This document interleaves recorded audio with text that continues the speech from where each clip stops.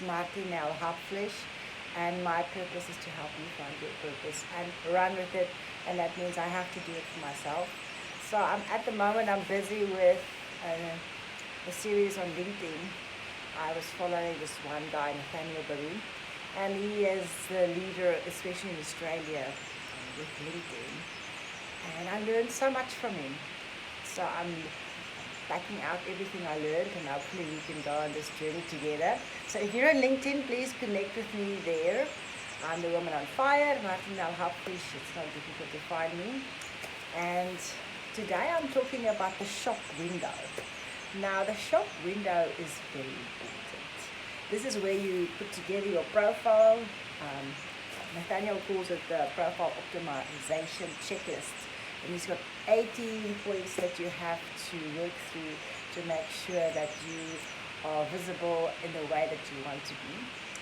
And it took me a day to work through this. I have a checklist, and it's easy. You can just email him. You can find it on his website, and he'll send you the list, and then he'll send you everything else he offers as well, which is exciting if you want to specialize in LinkedIn. So what Nathaniel says is you must use your opportunity. Now for me, I call this the shop window.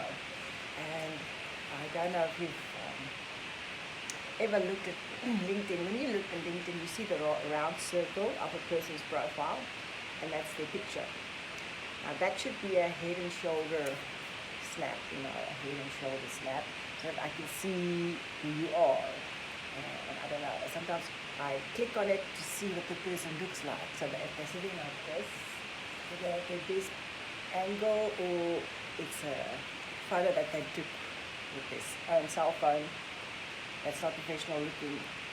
I don't know, I just looked at somebody's profile this morning, and she's an attorney and she's doing amazing work in that field, but the snapshot is of her sideways and in a jean and a t-shirt. Now I don't know if I'll hand over a lot of money to her doing business with me or for me, because that doesn't convince me in the role that she's portraying in her LinkedIn profile. So with LinkedIn, you have to come dressed. Come dressed, look the part. Like today, I'm wearing a shirt with a collar, and I think that looks better than just a plain t-shirt. And it's just to say what you look like, that you are able to arrive at the opportunity that somebody gives you, because they give you money for the value that you're going to offer, and a t-shirt and jeans is not always what you're looking for when you want somebody that's professional, unless you're climbing roofs, and even then when you come to a meeting, it's maybe better to have something to dress up, maybe with a jacket or something. So show up on your profile the way that you want your business to be pulled up, and the value that you're going to be offering. And the 18-point checklist that Nathaniel mentions, he talks about the profile picture, and then also the background picture. You've got the circle, and then a little bit of a frame. It's quite a difficult frame to fit something, and it's very, very skinny. I have my Woman on Fire picture there, but it was quite a challenge to make it fit. So take time, because that's your first impression, and it's worth your while to look in the industry what other people are using to see what catches your eye, because it's okay if it's big, but if it's small on your phone, it's very difficult to see, and then you also have to make an impact. So I often look at shapes rather than detail, because the shape is what first catches you before you click on it and make it bigger to see what that shows most the background. Other things that you look at, if you see somebody's profile, the circle and the cover page, you also see who are they, the headlines. Now the headlines are very important, because that's sometimes all you see, and then maybe the next levels, little print or fine print, and you only see the first 10 or 20 words. So that means that you have to put the meat in the beginning, and you have to say what you want to say. What do you want to do? What are you aiming for? What do you want to be known for? And this is like creating your own identity. It's a resume, but in 20 words. But don't stop there. You can have a ... that people can click and find more about you, and that becomes searchable as well. So the moment you optimize your titles, you start distinguishing yourself from the rest. If everybody is a singer, so what? But you can say, I'm an entertainment singer, or, you just add more meat to it to make it worthwhile, to distinguish you from the rest. And the same with the rest of your resume is to say what you qualified as. You actually have to sit there and go find the places, but it's important because a lot of people like to work with alumni. So like I'm at Stellenbosch University, so I can literally say I'm part of the alumni of Stellenbosch University and narrow down the people I want to work with, or people that want to work with me need to know that that's my journey I took and we have something in common. Other things are media links. Like for me, I would put YouTube links in, and it's just a quick way to access what I do, where I don't have to have a long worded article. And when you have a long worded summary of what you do, try to create something that's easy to read.